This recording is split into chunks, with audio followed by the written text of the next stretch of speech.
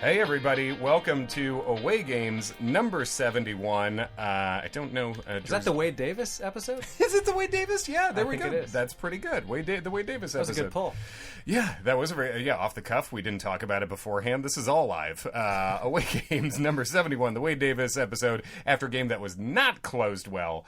We are recording this Tuesday night. Let's get into who we are first, I guess. My name's Kevin McCaffrey. I'm here with Adam Mamawala. Hello. Hey, and this is the first time we've recorded with each other in person in a while. Yes, it is. Can you all tell the difference? I bet they can. I bet Probably can, but I feel like people are okay with Skype episodes. A lot of people do it. Oh yeah, I think a lot. Yeah, I would say I don't know if most podcasts, but a ton of podcasts do the Skype thing all the time. But we are in the same actual room right now. We just watched the Cubs White Sox game 1. Which apparently we need to stop watching games together because we just went to St. Louis and that did not go well, and then we watched the Sunday night game and this game and those did not go well. Yeah, we're 0 for our last 5. Yeah, that's not good. It's the opposite of what your streak was in person when you had that 11 game streak. Man, 11 in a row. That's pretty good. Know, it's pretty good. You're coming back to earth a little bit. You're like the I sure am. Hard to come back to earth, hard just spiraling, crashing into the sea like a man who was once on the moon. Ladies and gentlemen, this is for Pedro Strop tonight. There we go. But it wasn't. I can use soundboard. I know. I have a whole soundboard I can use when we're both here in person. When I don't have to use that computer for Skyping, which is pretty fun. This is a good sound effect for the Ricketts family. Help me, I'm poor. No. That is from Bridesmaids. Like fucking fucks. But they spent money on Kimbrel. they finally did. They spent money on Kimbrel, and so the game we just watched was the Cubs White Sox. Game 1 of the series.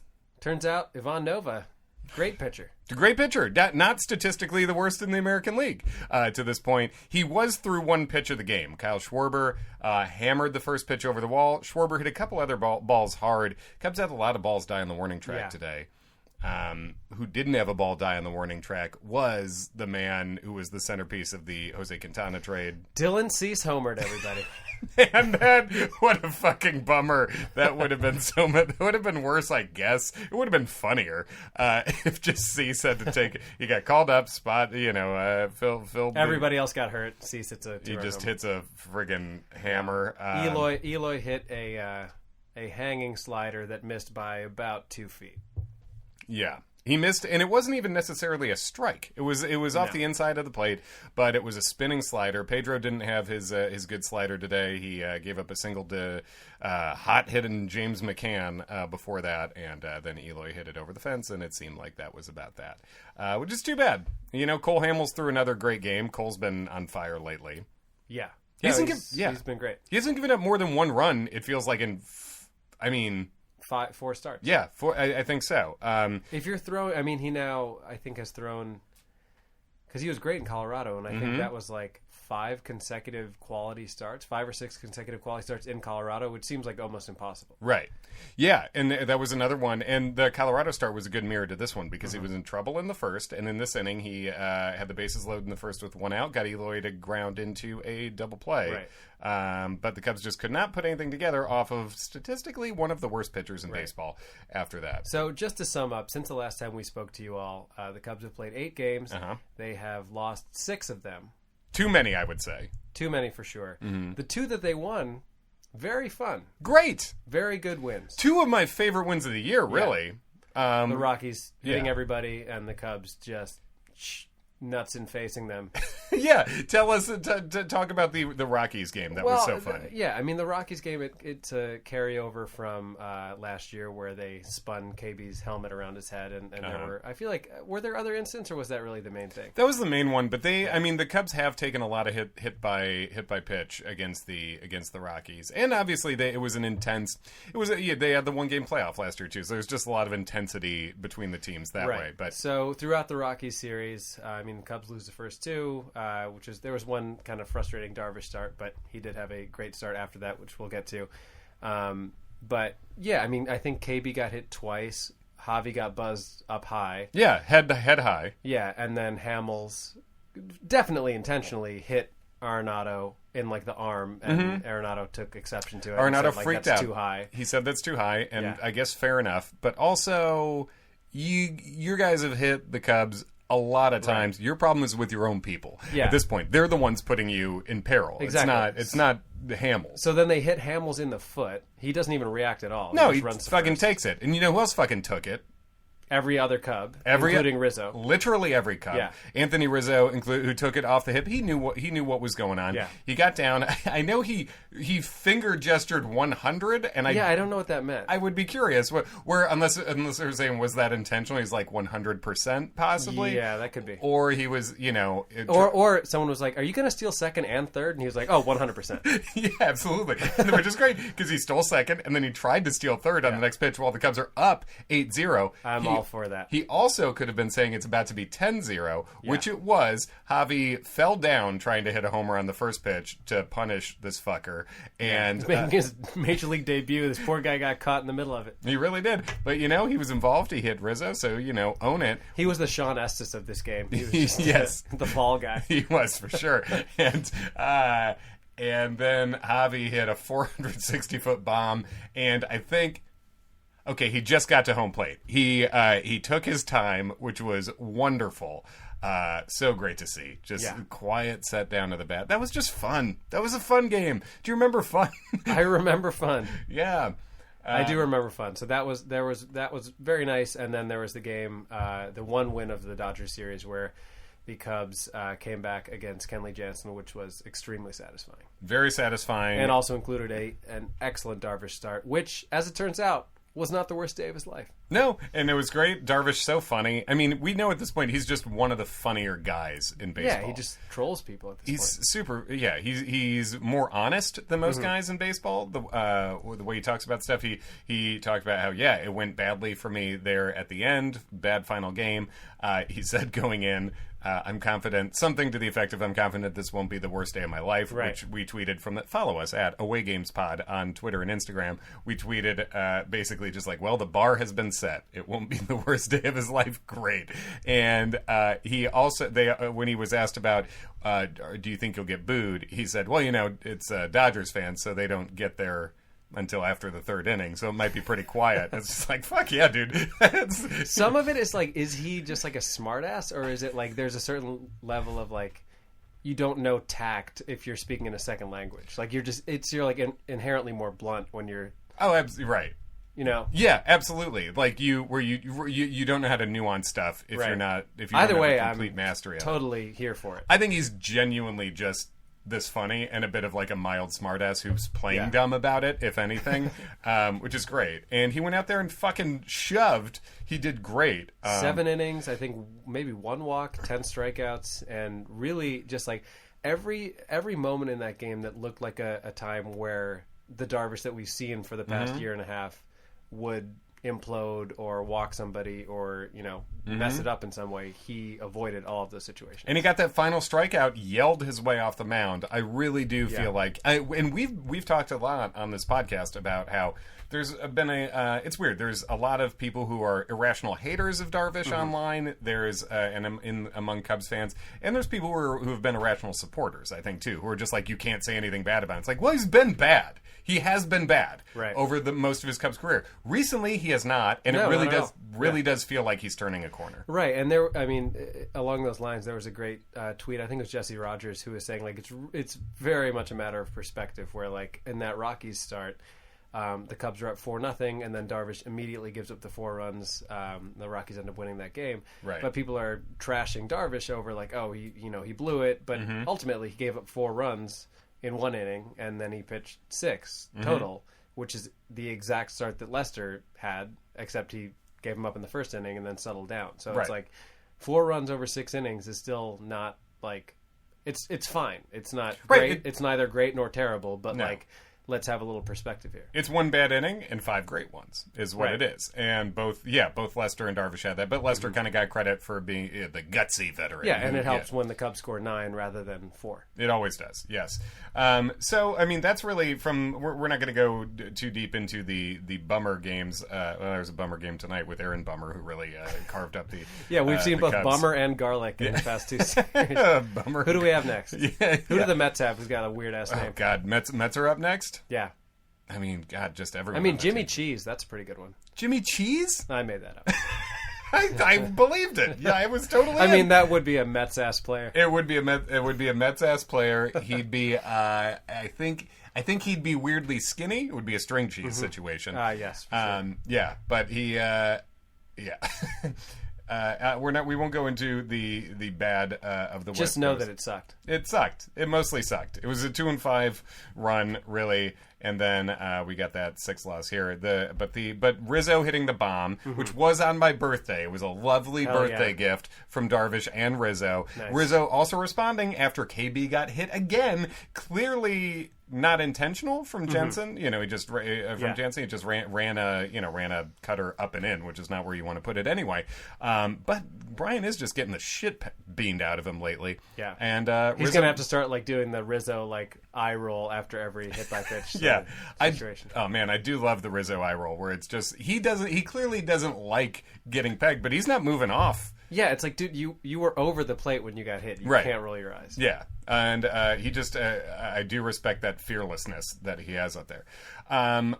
So one thing that happened this week is Kyle Hendricks went on the injured list. Yeah, what's your level of concern there? Well, it's a shoulder thing, which could be, throwing a baseball is bad for your shoulder, and it could be normal inflammation. Basically, you had that one bad start after a really good run.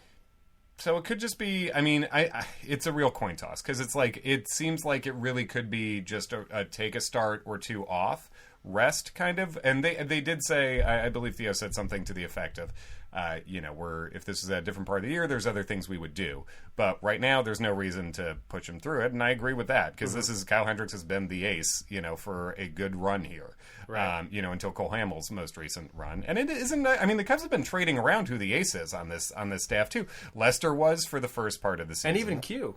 Yeah, absolutely. Lester and Q were really the two That's best a really to good start. point. I mean, at various times all year, Darvish maybe less so, but I think the other 4 have all had periods of time where they are the best starter in the rotation, which also, I mean, hopefully the Cubs get to this position, but that playoff order will be very interesting. It will be very interesting, and I think and this is the Cubs are not in first place as we speak. I believe the Brewers are, but they've been jockeying within 1 game of each other for a while. I think it could come down to a thing where you're using 4 playoff starters, but you could end up choosing your playoff starting rotation if, knock on wood, hopefully everyone's healthy. Not even so much based on who the 4 best starters are, but which of the 5 is best suited to come out of the bullpen.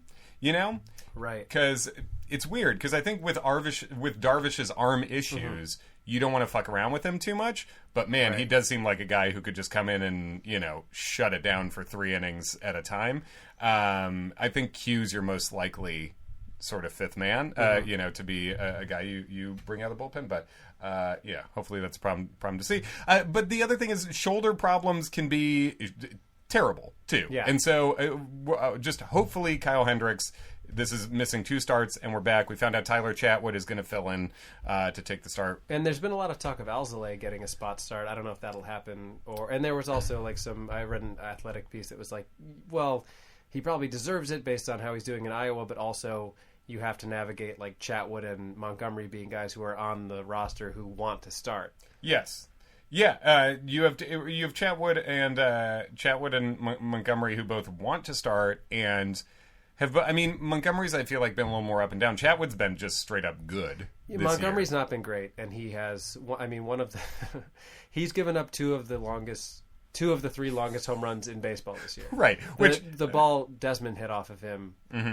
he just crossed home plate. Yes, To right. Exactly. borrow And he was hustling. Yeah, I think it was 490 or 495. It was at least 480 something. Yeah, it and was a long way. Nomar Mazara hit a 480 plus off Montgomery too. And, all the home runs count the same. But the thing is, I've always thought Montgomery was kind of better suited to start in a weird way. It's a thing where I wouldn't have had a problem anyway they went with it. I can understand. Chatwood had a great spot start earlier this year, and Chatwood's been very good out of the bullpen. Him being very good out of the bullpen is part of why I kind of don't want to take him out of that role, as fragile as it seems like he's been. And Montgomery, I think, is a guy who has a multiple pitch mix that works well as a starter, and he's got that length. And Alzolay, let me give you, for those who aren't following stuff on the farm so much, and if you want to follow stuff on the Cubs farm, follow at Cub Prospects. Our friend Brian Smith does a great job there. He has 5 stars of the farm every night. This is Alzolay's numbers in the last 5 starts at Iowa. 28 innings pitched, 1.93 ERA, and in 28 innings, 40 strikeouts, 3 walks. That's pretty good. It's pretty fun. Yeah. And the guy's pumping 95 to 97 with a nasty curve. And another thing that this doesn't show up in the stats at all, but something I've read in all the scouting reports about Alzolay, everyone says he works like faster than anybody. He basically just gets the ball, gets on the mound, and whips it. And I love that. And that just sounds awesome to me. So I think there's a good chance we're going to see Alzolay coming up as a bullpen piece later this year. And then, if he's healthy, there's no way he doesn't come up this year at some point. Yeah, he's got to be in the pen. Especially when rosters expand a little bit too. And then you see, how he fares there. And hopefully you need him for the playoffs. But I think you're looking even farther down the road. Alzolay is when Hamels' contract is up at the end of this year, and Q's contract is up pretty soon. Like, you're looking at Alzolay. I think you get one more of Q. Right? Yeah, one more year of Q. It's an option, but you're almost surely keeping Q. Yeah. But at least one spot's going to be open, and it could go to Chatwood, Montgomery, or Alzolay, because they're all under control for another year. I like next year Quintana and Alzolay are the 1-2 in the rotation, and they go by Q and A. Q and A, lots of our Q, a lot of your A. Yeah, it's it's fun, and double A too. By the way, I noticed I think I had clicked on, it was like the StatCast video of Desmond just crushing a ball off Montgomery. And one of the top comments was, imagine this, but if it was Michael Martinez. I was like, oh my God. I will not. I would not be here. I would just, I don't even know if I'd kill myself. I would just be dead. I would have died. Yeah, you would have been killed by, I don't know if it's natural causes, but yeah. Utility man Michael Martinez hits the ball 500 feet to walk the Cubs off in the World Series. Cause of death. Michael Martinez. Yeah, Michael Martinez. A man with 2 names that don't even feel like they go together. 25th man. Yeah, so interesting pitching choices lately. Chatwood getting a start, that's definitely not deserved. One thing that I think has been weird and hopefully Hendricks just comes back soon, and either way we got Alzolay on the horizon. Speaking about guys on the farm and guys who should be on the farm, Addison Russell had 1 week where he was good offensively, hit a couple of homers. Since then, I believe his WRC plus, I believe I saw, was at a -1, which is... It's hard to explain how bad that is. It's not a major leaguer. And he started more games than David Bodie did over the West Coast trip. The Cubs lost a lot of West Coast games. Now, one player is not the person who makes the team win or lose. But Addison Russell is very good at defense and has been terrible on offense overall this year, especially lately. And he was not good last year, and he wasn't that good the year before that. But, I mean, at least he never throws his bat into the stands. At least, yeah, exactly. At least he never chucks his bat 100 times a game. As you saw, the Dodgers, it is hard to find a situation where I would be on the side of the other team making fun of a Cub. We were watching this. Oh, it was great. It was, I believe, Jock Peterson and Alex Verdugo. Yeah. No, Vertigo. That's Jessica Mendoza pronunciation. Was that Mendoza? They called him Vertigo. And then Vasgersian said a short-lived lead. Vasgersian had a stroke on Sunday, so our prayers up for Vasgersian. He was losing his mind and just saying normal words. Santa Maria! It's Santa Maria. I smell pennies. Prayers up to Santa Maria to get Vasgersian figured out. Yeah, it was a tragedy abound on the Sunday night broadcast. But Addison Russell whipped his bat into their dugout, and I think Jock Peterson took the bat and ran away with it. Like, you don't get it back. And then he threw it again. Cargo did that in the Colorado series. Yes. Yeah. At least the Colorado dugout was, like, having fun with a guy they knew. Right. And... The Dodgers were like, we don't know you, and what we've heard we don't like. Exactly. We have quite literally nothing to enjoy about you. Yeah. Also, one of your few great moments was against us, homering against the Dodgers in the 2016 NLCS. And then Addison also found a way to throw the bat directly behind him. Was not ejected because he's not Manny Machado, but the guy. Not to be a Chandler Bing, but could you be any more sucky than Addison Russell is overall? Like, I guess he's good on defense. He sucks ass on offense. He's a bad person. He throws his bat at everyone all the time, and he's eating up a roster spot. Meanwhile, there are plenty of guys down the farm. Ian Happ was demoted because he had to work on something. Well, what the fuck? How is Addison Russell on this roster if performance matters? I really don't know. And I have to say, I'm not somebody who played baseball competitively for any length of time, but I've played softball for many years, and I've played in, like, softball and baseball games my whole life. Yeah. I've never let go of my bat. Yeah. Does that happen? How does that happen so much? Well, I'll tell you what. In Little League, it's an automatic out where I grew up. Really? When you throw your bat. Yeah. It would be, and you know what? Kids didn't throw the bat. They figured it out. I don't know. And it would be one thing if this is a recent thing. Addison was working on a swing change. Since he came up. This has been a thing. And it's not the most important issue with Addison Russell. He just sucks otherwise. Also is a bad person. Yada, yada. You know all this. You follow the Cubs. You're listening to our podcast. But it is from a baseball perspective, I think we have reached a point where I don't understand why he's on the 25. There is... and Ian Happ's gone up and down this year a lot. There's been times when it seems like he figured it out, and the one problem they wanted him to figure out was swinging and missing, mainly within the strike zone, I think, because he is bad at that. But he's had a real good couple of weeks, and his numbers aren't jumping off the page at you, but he would 100% be better than Addison Russell. You know how you can figure that out? Look at his major league track record. He's better. And I really don't think we're being unfair. Like, I truly believe in a world where Addison Russell were a good human being, we would still be like, you can't have him in the lineup right now. No. Yes, exactly. You can't. In the same way that I don't like Descalso starting tonight. I guess you have to start him eventually, but Jesus. Right. Descalso, I compared it earlier to sort of like, it's the Brian Dunsing signing, except it's only the second year of it. Yeah. Where it's a signing where you could squint your eyes and see why they do it in the offseason. Oh, his launch angle changed. He had a good part-time power year, I guess. Right. But he's older and he has a longer track record than that. And when the Cubs got Dunsing, that was a great scouting job at first, and then it fell apart. And Descalso seems to there's just nothing going on there right now. Right. So that sucks. And meanwhile, on the farm, Trent Giambroni, great name, also sounds like the word jabroni, which is fun because I said his name during spring training, and my wife said, is his name Trent Jabroni? And I was like, no, but now it's going to be for me.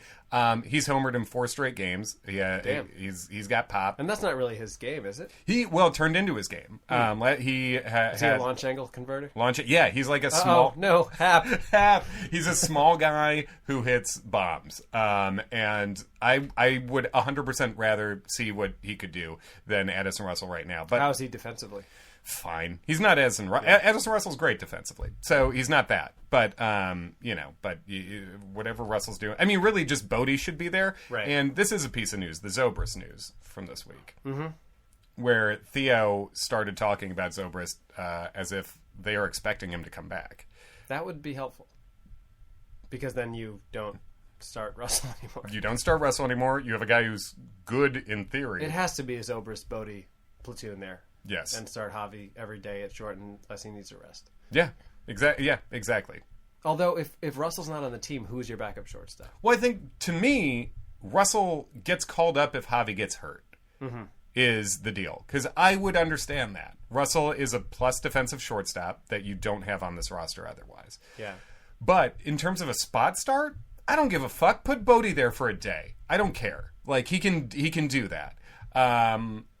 Yeah, I would be totally fine with that. But I do think, like, if Javi gets hurt, then sure, then you have to bring Russell up. But Russell has options. You can option him to the minor league, and minor leagues, there's nothing he can do about it. Yeah. So, yeah. Or they could have signed Jose Iglesias on a minor league deal, and it would have been exactly Edison Russell without the personal problems. But what do I know? As the Ricketts would tell you. Yep. No. Thank you. Yeah. Well, so we've got one more against the White Sox tomorrow, I guess today, if you're listening to this. When this comes out, against Lucas Giolito, who has been extremely good. Yeah, dominant. 10-1. Unbelievably. He and Odorizzi are apparently the best pitchers in the world. I guess, yeah. Very strange. The two of them and Ryu. But although Ryu, I guess, to your point, we were talking about this a couple days ago, like he has been good in his career. He just, like, missed huge chunks of time being injured. Right. Ryu's just often not healthy, and he doesn't have stuff that jumps off the page at you. His stuff is like Quintana's stuff, basically. He just locates it really well. Maybe he's a little more deceptive, but... And he looks like a stud at the plate. Yeah, I mean, just taking... He's up there taking hacks. He's taking actual hacks. Yeah. He's chopping firewood up there. So one more against the White Sox. Then you have 4 at Wrigley against the Mets, and honestly, it's almost never fair watching baseball, no matter how good or bad a team is, to say, like, you got to win 4 or 5. This is a time where you really should win 4 or 5. I really feel like that too. Splitting with the White Sox at Wrigley sucks. Yeah, but that's not best case scenario, right? And anything other than 3 or 4 against the Mets is not good. Yes, sucks. Like, I absolutely agree. You have to beat the White Sox tomorrow against their best pitcher. But and if you're going to be bad on the road, you better keep being good at home. Yeah, you got to be real good at home. Because the Brewers are not going away. I absolutely still think the Cubs are the better roster. But at some point, it doesn't matter what I feel. It doesn't matter what any of us feel. Didn't matter last year. No. What matters is you got to win the games. And I agree. I think really feel like you got to go 4 or 5 over these next 5. Who do the Cubs have after that? Are they? It's at home against Atlanta. So that's going to be a test. Atlanta's real good. Atlanta's now the good. second best team in the National League by record behind. So it's 3. Is it 3 against Atlanta at Wrigley next week? Yeah. So let's before the next time we talk. I'm pretty sure it is. Schedule. So we've got, because this is the beginning of a 10-game homestand. Mm-hmm. So, yeah, right. So it's basically White Sox on Wednesday, and then night game against the Mets on Thursday, day game Friday, day game Saturday, day game Sunday, and then you've got Atlanta 4-game series, and then Cincinnati after that. So, yeah, the Atlanta 4-game series at home is going to be tough because Atlanta's really good. You'd hope to at least 2 of 2, 2 and 2 that, and hopefully 3 of 1. But yeah, like you said, White Sox and the Mets. This is you got to rack some wins up. Yeah, the Cubs have not been playing well on the road, and they clearly need to improve upon that. But until they do, when you have a 10-game homestand, you should really be going like 7-3. Yeah, when you're a World Series contender, if you're just saying neutral on the opponents, let's not even think about. You should be going 6-4 minimum, but really like 7-3 at home. Right now, as we speak, the Cubs are 1 game behind Milwaukee with the same number of games played, and they are 2 up on St. Louis. And then Cincinnati and Pittsburgh, forget about it. Pittsburgh in 5th, actually. Cincinnati jumped ahead of them. I mean, who cares? But suck it, Pacoda. Yeah, Pacoda, you bitch. You're not getting on Adam's ass, not this year. Yeah, but. One thing I don't think we really have talked about yet is that, and this is a reason for optimism, is that your boy Craig Kimbrel threw 1 inning at AAA today, And 1 inning, struck out 1 guy, nothing else happened. And 1 person saw it. We saw the footage. There was 1 person. There was 1 person in anywhere you could see behind the plate at a AAA game where a Hall of Fame closer was pitching. You would think not a lot of baseball fans in Sacramento, I guess. Apparently not. Yeah, too excited about Kings off season. Hot stove. Real hot stove. What's DeAndre Fox up to? Yeah, is Vlade Divac in town? But Kimbrel was sitting 95-96 and his curve looked good. So, I mean, realistically, what are we thinking? Is he going to join the Cubs on this homestand, do you think? Maybe a little bit after Maybe by the end of the homestand. I could see that. Maybe against his old cronies in Atlanta? I could see that. That could be good. That could be good. There should be some close games, you'd think? Yeah, I think it seems like, if anything, the timeline for... I know they don't want to rush him, but it seems like the timeline is not going to drag out. Mm-hmm. The stuff was there today. The curve looked real tight. And so maybe, 95-96. Was this his first AAA appearance? Yeah. So probably he pitches today, has a day off, maybe does like a back-to-back the next time out? Or maybe one more like single appearance, another day off, back-to-back. That's what I would think. Yeah. I would basically think it's going to be... So he went today, so I'm guessing he's going to pitch on Thursday. Mm-hmm. And then maybe get a day off on the Friday. And then Saturday, Sunday. 22, 23. Join the Cubs Tuesday. I think you start looking for Kimbrel around 25th, 26th would be my guess. So around the time we're recording the next podcast might be Kimbrel landing zone. And when he gets there, now Pedro Strop has not been good so far this year. Overall, the numbers aren't good. Mm-hmm. But he's shut down some really close games, and he did within this past week, too. The Dodgers game where Rizzo hit the 2-run bomb, Pedro came in and shut it down. But this bullpen gets so much better when you just plug Kimbrel into a ninth. Well, yeah, because you slide everybody else down. Then it gets real nice. Yeah. Then you get, when you're talking about Strop, Cishek, Kinsler's been good, Mm-hmm. That all gets fun. When Edwards is also on the injured list right now, but he'd been good since he came back. What did he go on the I believe IL it's a for? back issue. Yeah. But once he's back, I mean, this bullpen could be good now. Mm-hmm. And that's all. I mean, it's all it takes. You sign a 31-year-old Hall of Fame closer, and your bullpen gets a lot better. Right, and in some strange world where Morrow actually stays on schedule and he's becomes available, then it's just an added bonus. Yeah. It could be a nasty. It could be a real nasty pen and a real nasty starting 5 and a pretty nasty lineup. So let's be like a little better then. You know what I mean? Like, yeah. It feels a little weird now where it's like they had that. It's been a weird year where you have the brutal start and then like an amazing run. Right.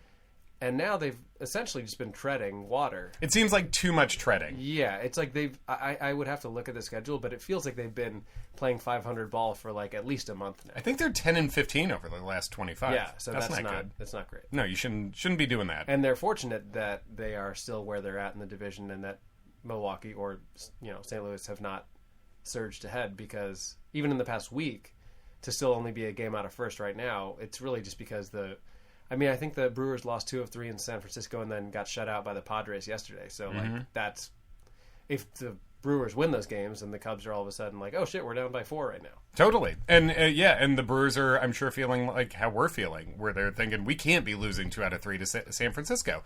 You shouldn't, Yeah. It is a thing where it's too much treading right now. I do believe the roster's good enough to put some distance between them and the Brewers, but you do have to start winning some of these games. This is a Kyle Schwarber homered on the first pitch tonight, and then they did nothing else against a not good starter. And the offense just has to be better than that. But we did say before the game, we looked at this lineup and we're like, Descalzo, Caratini, and Carlos Gonzalez, who we like the Cargo signing, but this is not the ideal lineup. Yeah. So yeah. Yeah, I think that's more. I think that's about all I got. What, do you have anything else? That's all I got. I want to be able to talk about the Cubs winning some games pretty soon here. Yeah, hopefully that's next week. We can do that. Follow us at awaygamespod on Instagram and Twitter. And thanks for listening, everybody. And you know what? If you do listen, we would really like it if you could write us a review. Even if the review is just like, hey, 5 stars, Kevin sucks ass, that's fine. Yeah. That would be fun. Hit us with a 5-star, but then you can talk any shit to me you want. Yeah, we're in it for the stars. You can talk whatever shit you want. Yeah, but do that if you don't mind. Thank you for listening all the way through our 71st episode right now. And yeah, let's go win more Cub games.